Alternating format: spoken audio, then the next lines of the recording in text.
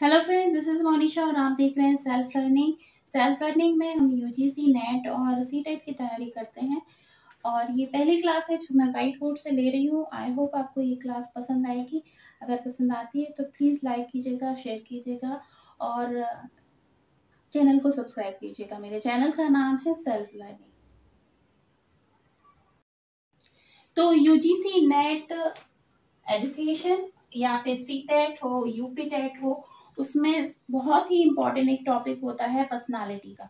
I hope आपको पता होगा, आपके सिलेबस में आपने देखा होगा यूजीसी नेट का जो सिलेबस है, जो एजुकेशन सब्जेक्ट से देख रहे हैं, तो यूनिट 3 में एक टॉपिक है जिसके अंदर हमें पर्सनालिटी पढ़ना है। पर्सनालिटी में हमें किस किस की पर्सनालिटी पढ़नी है? फ्राइड की पर्सनालिटी पढ़नी है, कार्ल रोजर्स की पर्सनालिटी पढ़नी है, आलपोर्ट की, मैक्स बर्दिमर की और कोर्ट कोफका की हमको पर्सनालिटी पढ़नी है। ठीक है, तो पर्सनालिटी क्या होती है, पर्सनालिटी के बारे में हम पहले समझेंगे कि पर्सनालिटी क्या होती है। तो पर्सनालिटी जो वर्ड है उसको हिंदी में हम कहते हैं क्या? व्यक्तित्व। और व्यक्तित्व जो वर्ड है पर्सनालिटी, वो ग्रीक भाषा यानी कि ग्रीक से लिया गया है, लैटिन भाषा के एक शब्द परसोना से लिया गया है। और परसोना का अर्थ होता है मुखौटा, जिसको हम कहते हैं मास्क लगाना, मुखौटा लगाना। तो वहाँ के लोग क्या करते थे कि कुछ जैसे हमारे यहाँ में कुछ प्ले होते हैं जिसमें हम देखते हैं कि अलग अलग तरीके के मुखौटे लगाकर लोग प्ले करते हैं किसी और तरीके का। जैसे कोई रामलीला का पात्र देख लिया जाए तो मुखौटे लगाकर कोई राम का किरदार निभाता है, कोई रावण का किरदार निभा लेता है, कुछ सीता भी बन जाते हैं।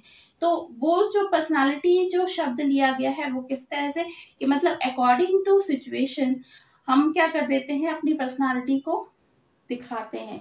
मुखौटा कहना चाहिए, जो सामने से हमारे प्रेजेंट होता है वो कहलाती है पर्सनालिटी। ठीक है, तो पर्सनालिटी जो है इसकी अगर हम क्वालिटी देखें तो क्वालिटी में आ जाता है फर्स्ट तो डायनेमिक। पर्सनालिटी डायनेमिक होती है। डायनेमिक का अर्थ क्या होता है? पर्सनालिटी चेंज होती रहती है। अगर मैं आपसे बोलूं कि आप जैसे बचपन में थे वैसे आज अभी भी आप हैं, या फिर कहना चाहिए कि अगले पिछले 5 सालों में आप में कुछ भी बदलाव नहीं आया, तो ऐसा नहीं है। आपकी पर्सनालिटी, अगर मैं अपनी बात करूं तो मैं 5 साल पहले जो थी और आज मैं जो हूँ, बहुत कुछ चेंज आ गया है। तो पर्सनालिटी हमेशा चेंज होती रहती है। कैसे चेंज होती है?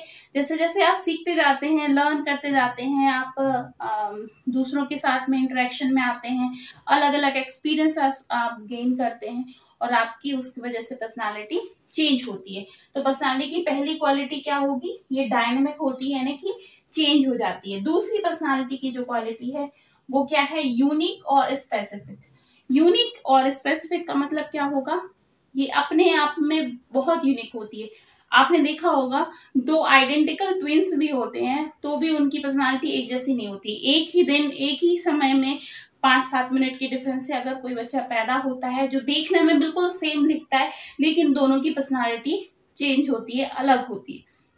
ठीक है, तो उनकी पर्सनालिटी में अंतर होता है। 2 लोगों की पर्सनालिटी में समानता हो सकती है लेकिन बिल्कुल एक जैसी नहीं हो सकती। तो यूनिक होती है और दूसरा क्या होता है? स्पेसिफिक होती है। आप किसी भी इंसान को उसकी पर्सनालिटी के क्वालिटी के हिसाब से जान सकते हैं।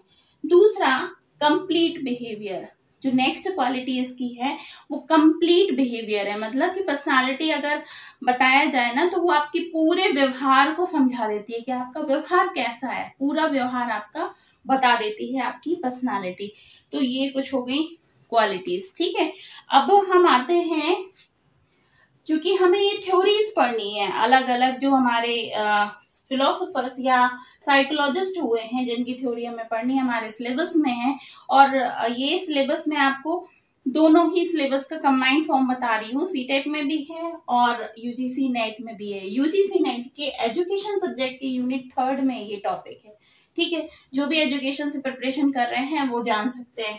तो फ्राइड जो है, इसका वीडियो मैंने पहले भी डाला है जिसमें हमने पूरा डिस्कशन किया था फ्राइड की पर्सनालिटी के बारे में, फ्राइड की थ्योरी के बारे में। जो थ्योरी है इनकी साइकोडायनेमिक थ्योरी और साइको एनालिटिक थ्योरी के नाम से जानते हैं, जिसको हम हिंदी में कहते हैं मनोविश्लेषणवाद। ठीक है। तो फ्राइड जो है, सिगमंड फ्राइड जो है, इनके बारे में थोड़ा सा जान लें। तो सिगमंड फ्राइड एक बहुत ही एमिनेंट पर्सनालिटी थे, मतलब कि कहना चाहिए कि बहुत ही जाने माने प्रमुख मनोवैज्ञानिक थे, लेकिन ये ऑस्ट्रियन मूल के थे। और दूसरी बात कही जाए तो इनका काफी सारा क्रिटिसिज्म हुआ, क्योंकि इन्होंने कुछ ऐसे कॉन्सेप्ट दिए जो उनके साथ वाले उसी समय के जो लोग थे, जो उनके सबॉर्डिनेट थे या फिर उनके शिष्य थे, उन्होंने भी उनका क्रिटिसिज्म किया था। लेकिन उसके बाद भी कहा जाए तो ये बहुत ही प्रख्यात व्यक्ति थे, जिन्होंने मनोविज्ञान के क्षेत्र में बहुत अच्छा काम किया है। दूसरा, इन्होंने बहुत अच्छी जो थ्योरी दी है वो साइकोडायनेमिक थ्योरी है, साइको एनालिटिक थ्योरी है, जिसके बारे में हम पढ़ चुके हैं। वीडियो मैंने डाला था इसके पहले, अगर नहीं देखा है तो आप दे दूंगी मैं लिंक, आप देख सकते हो जाकर। और डिफरेंट स्टेजेस ऑफ माइंड, इन्होंने डिफरेंट स्टेजेस ऑफ माइंड बताई हैं, जिसमें हमने पढ़ा था कौन कौन सी माइंड की डिफरेंट स्टेजेस होती हैं, कॉन्शियस माइंड, अनकॉन्शियस माइंड और सबकॉन्शियस माइंड। ठीक है, हम इसको डिटेल में डिस्कशन आगे फिर से करेंगे। और एक जो कॉन्सेप्ट उन्होंने दिया था लिबिडो और लिबिडो का, ठीक है। लिबिडो क्या होता है, एक सेक्सुअल अर्ज होती है, एक तरीके से कहा जाए तो ड्राइविंग फोर्स होता है ना। क्या होता है, ड्राइविंग फोर्स होता है, जो कि काम करता है क्या, इंसान को आगे बढ़ाने के लिए, उसकी डेवलपमेंट के लिए काम करता है। और पूरा का पूरा इसी वजह से, इस लिबिडो के कॉन्सेप्ट की वजह से ही इनका क्रिटिसिज्म हुआ है, ठीक है। लेकिन वो अलग बात है। लेकिन देखा जाए तो इनकी थ्योरी हमें पढ़नी है और हमें देखना चाहिए कि इनकी थ्योरी में क्या है ना। तो इनकी थ्योरी में जो मेन बात हमें पढ़नी है वो क्या है, इन्होंने 3 कॉन्सेप्ट दिए थे, इड, ईगो और सुपर ईगो का, ठीक है। इंग्लिश में कहते हैं इसे इड, ईगो और सुपर ईगो। इड का मतलब हिंदी में भी उसको इड ही कहते हैं, ईगो को कहते हैं अहम, और सुपर ईगो को कहा जाता है परा अहम, ठीक है। अब यहाँ पर तीनों को मैं डिस्क्राइब करूं तो मैं आपको बताऊं कि ये तीनों ही कॉन्सेप्ट हमारी पर्सनालिटी के बहुत महत्वपूर्ण अंग होते हैं और हर व्यक्ति इनसे गुजरता है, ठीक है। इड का जो बेसिक कॉन्सेप्ट है वो क्या है, प्लेजर, मतलब आपको मजा आए जिस चीज में, है ना। किसी भी चीज में, जैसे मान लेते हैं आपको कुछ खाने में अच्छा लगता है, आपको समोसे खाना अच्छा लगता है, भले आपको फैटी लीवर की शिकायत हो, लेकिन आपको लगेगा कि समोसा दिख रहा है तो मुझे खाना है, मजा आता है उसमें, क्योंकि, है ना। तो वो क्या हुआ, इड हुआ, है ना, जो आपको मजा देता है। उसको नहीं मतलब है कि इससे फायदे होंगे कि नुकसान होंगे कि क्या होगा, अच्छा होगा बुरा होगा, लेकिन उसको सिर्फ क्या है कि वो अपने उस वक्त के मजे पर बात करता है, ठीक है। वो हो गया इड। तो मेन इसका बेसिक कॉन्सेप्ट क्या हो गया, प्लेजर। दूसरा होता है ईगो। अब ईगो की बात जो कही जाए, जिसको हिंदी में हम कहते हैं अहम, इसका बेसिक कॉन्सेप्ट होता है रियलिटी का, ठीक है। देखो, ना ही तो आपको अपनी सारी इच्छाएं मारनी है और ना ही ऐसा करना है कि सारी इच्छाओं को पूरा कर दो। उसमें देखो कि क्या बीच का रास्ता निकल सकता है, रियलिटी बेस पर, है ना। क्योंकि अगर इड की बात को नहीं माना जाएगा, सारी ही रियलिटी, सारी ही जो आपकी इच्छाएं उनको बंद कर दिया जाएगा, तो वो कहीं ना कहीं निकलेंगी, बहुत बुरी तरह से निकलेंगी। तो ये बात तो पूरी गलत है कि अगर हमने इसको कैंसिल कर दिया कि नहीं, जो कुछ भी इड कहता है उसको बिल्कुल नहीं मानना है, तो वो गलत है। रियलिटी बेस की बात करता है कौन, ईगो। और सुपर ईगो के जो बेसिक कॉन्सेप्ट है वो है मोरालिटी। मोरालिटी का मतलब होता है नैतिकता। नैतिकता का मतलब क्या है, जो भी चीज सही है उसे करना। अब चाहे उसमें तकलीफ हो, दुख हो, परेशानी हो, कोई बात नहीं है, लेकिन अगर सही है, पूरे तरीके से मानदंडों में वो चीज सही निकलती है, तो वही करना है। किसने कहा है, ईगो के, सुपर ईगो कहता है, ठीक है। और मनुष्य का जीवन इन तीनों के बीच में ही झूलता रहता है।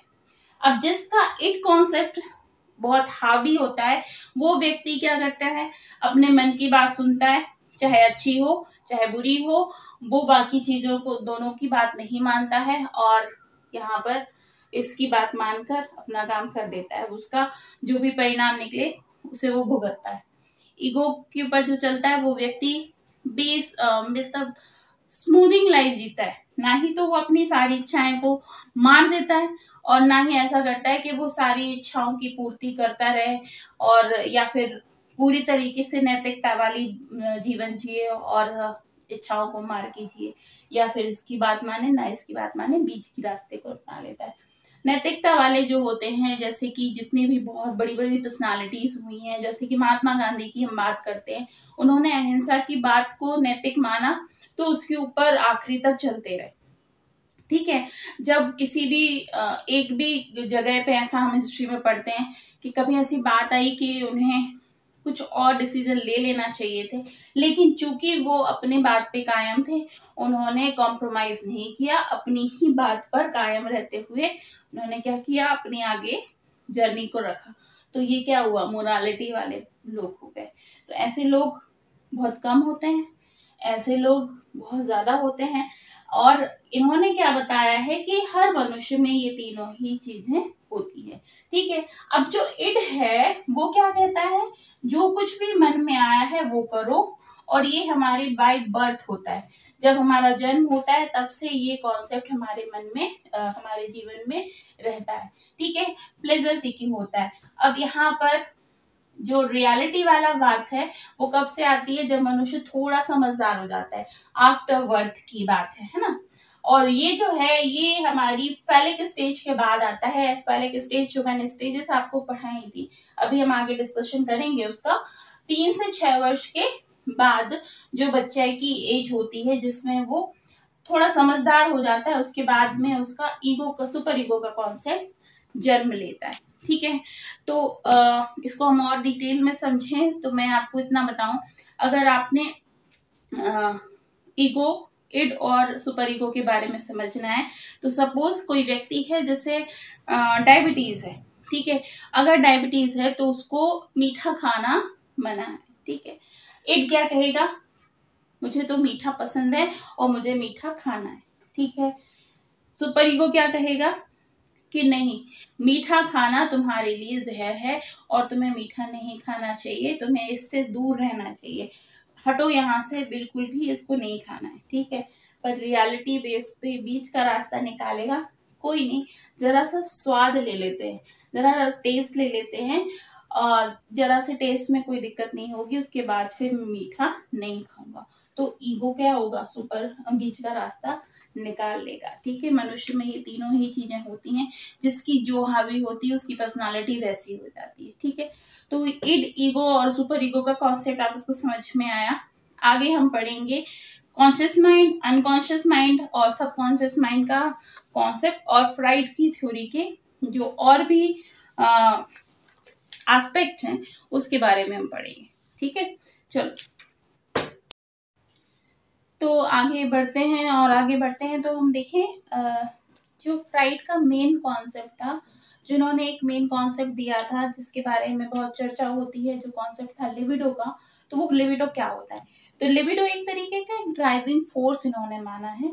ऐसा माना है कि आपके जीवन में आप जो कुछ भी करते हैं उसके पीछे एक ना कुछ एक ड्राइविंग फोर्स काम करता है, और जो आपके जीवन में आपके आगे बढ़ने में आपकी पर्सनालिटी को मतलब दिखाता है ना। और वो ड्राइविंग फोर्स को उन्होंने बताया है लिबिडो के रूप में। और वो लिबिडो किसी तरीके से ये एक सेक्सुअल अर्ज होती है जो हर इंसान के मस्तिष्क में होती है, हर इंसान के बिहेवियर में होती है। और इन्होंने ये डिफरेंट स्टेजेस बताई थी डेवलपमेंट की, जिसमें इन्होंने ये स्टेजेस के बारे में मैं हर एक स्टेज में लिबिडो किस तरह से काम करता है इसके बारे में बताया था। ठीक है, वो पूरा का पूरा वीडियो बहुत सही से मैंने दिखाया था, समझाया था, वो डला हुआ है, आप देख सकते हो उसको जाकर। ठीक है, आगे हमें यहाँ पर पढ़ना है जो मेनली वो क्या है, यहाँ पर इन्होंने 2 बातें कही हैं, एक लाइफ इंस्टिंक्ट्स की बात करी है और दूसरी करी है डेथ इंस्टिंक्ट्स की बात की है। ठीक है, अब ये लाइफ इंस्टिंक्ट्स जिसको कहा गया है इरोज, और दूसरे इसको कहा गया है थेनेटोस।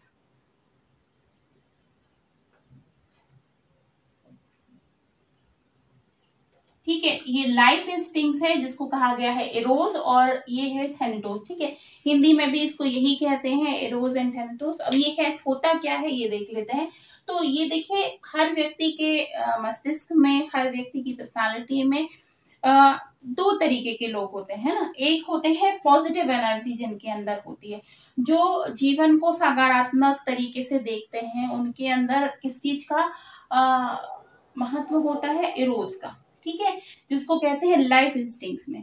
अब वो क्या होता है, पॉजिटिव एनर्जी के रूप में फ्लो होता है। अब पॉजिटिव एनर्जी जो होती है, तो ऐसा व्यक्ति जो होगा जिसमें इरोज का जो कॉन्सेप्ट है वो हावी होगा, वो होगा प्यार, दोस्ती, पॉजिटिव नजरिया, शादी करेगा, बच्चे देखेगा, हर चीज में वो पॉजिटिविटी देखेगा। ठीक है, और जिसमें डेथ इंस्टिंक्ट्स होती है, मतलब जिसको थैनेटोस कहा है फ्राइड ने, उन्होंने उसके अंदर क्या होती है, नेगेटिव एनर्जी होती है। मतलब वो व्यक्ति कैसा होता है कि कहीं ना कहीं हर चीज में उसको प्रॉब्लम होती है।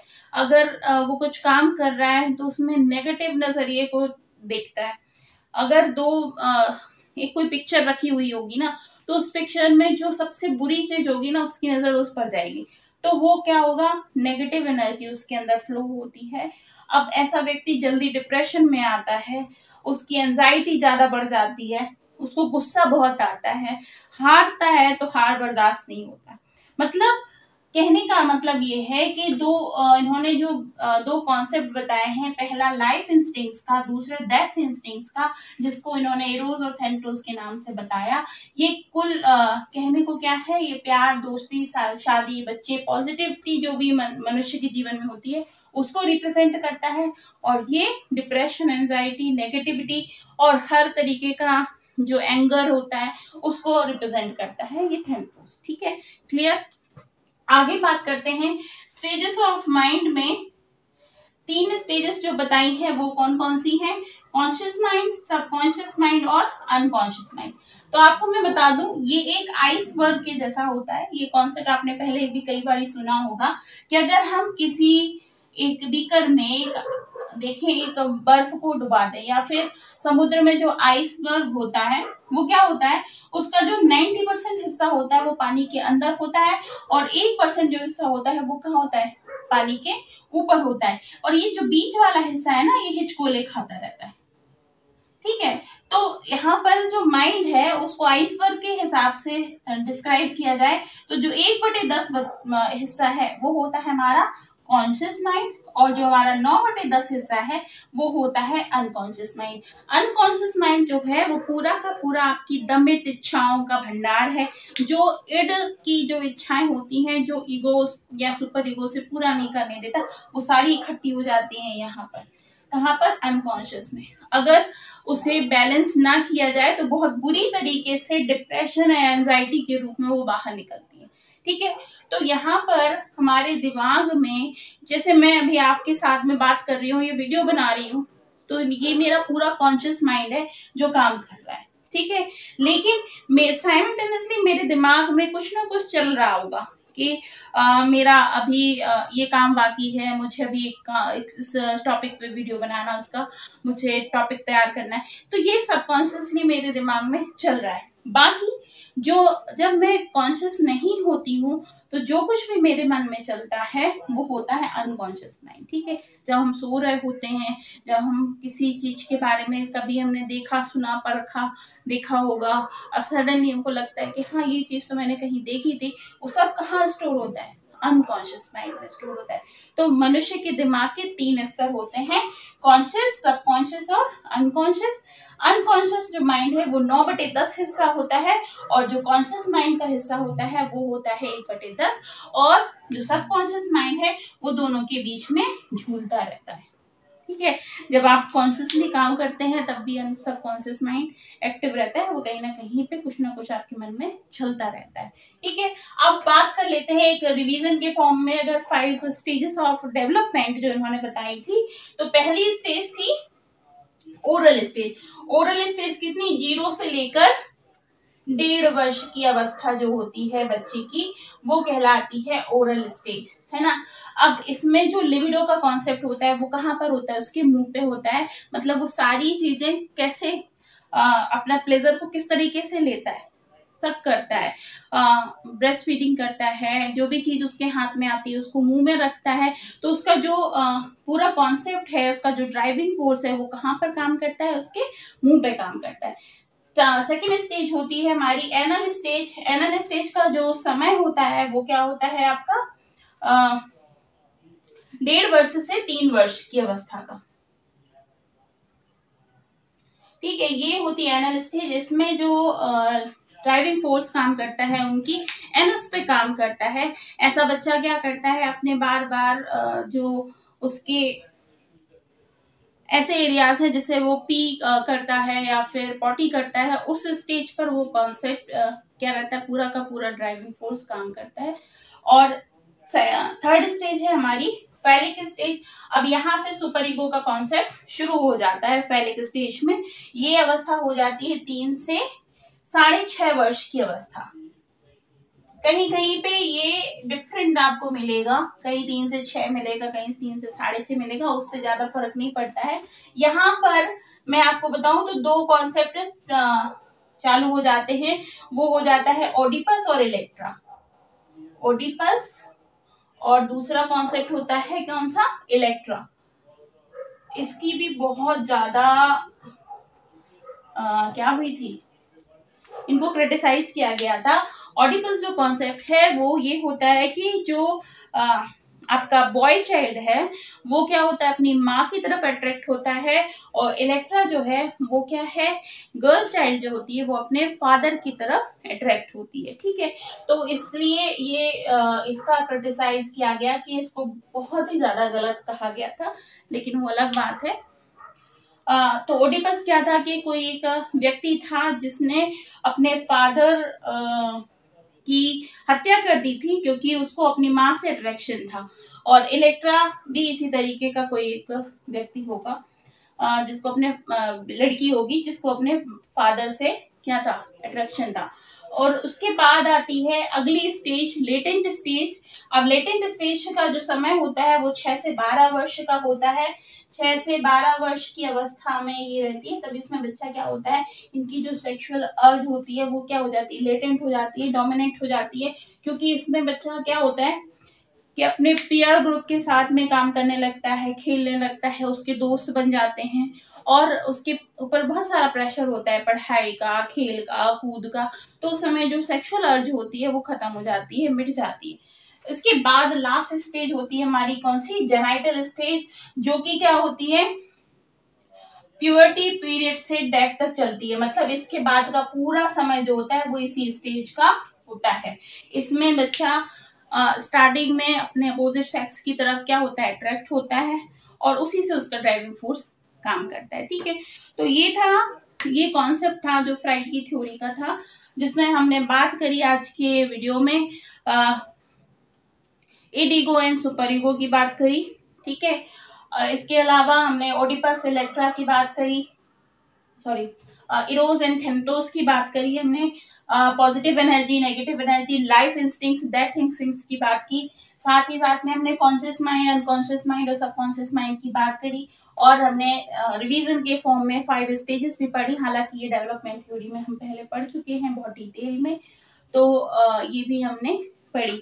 इसको हम एक शॉर्ट फॉर्म से जान सकते हैं, OAPLG। अगर आप इस तरीके से कहें, ओ अमृता प्लीज LG टीवी लाना। ठीक है, तो यहाँ पर आप एक शॉर्ट फॉर्म में इसको याद कर सकते हैं। ये तो खैर जिसको जैसे याद करना है वो कर सकता है, लेकिन ये एक तरीका हो सकता है अगर आप याद करना चाहें तो। ठीक है, तो आज हमने जो पढ़ा आई होप आपको समझ में आया होगा। नेक्स्ट वीडियो में हम पढ़ेंगे ईगो डिफेंस मैकेनिज्म। ठीक है, इनकी ही जो फ्राइड की थ्योरी का ही है, आगे का पार्ट जो है वो हम नेक्स्ट वीडियो में डालेंगे। कंटिन्यूस ही है लेकिन हम इसको नेक्स्ट में डालेंगे क्योंकि बहुत लंबा हो रहा है वीडियो। तो लाइफ जो डिफेंस मैकेनिज्म है उसको पढ़ना है, उसकी कुछ 11 स्टेजेस हैं, तो उसको हम 11 या 12 स्टेजेस है, उसको हम ध्यान से देखेंगे। ठीक है, तो वीडियो अच्छा लगा है तो प्लीज लाइक कीजिए, और सेल्फ लर्निंग जो चैनल है उसे सब्सक्राइब कीजिए, अपने दोस्तों के साथ शेयर कीजिए। ठीक है, मिलते हैं बहुत जल्द नेक्स्ट वीडियो में, तब तक के लिए बाय बाय।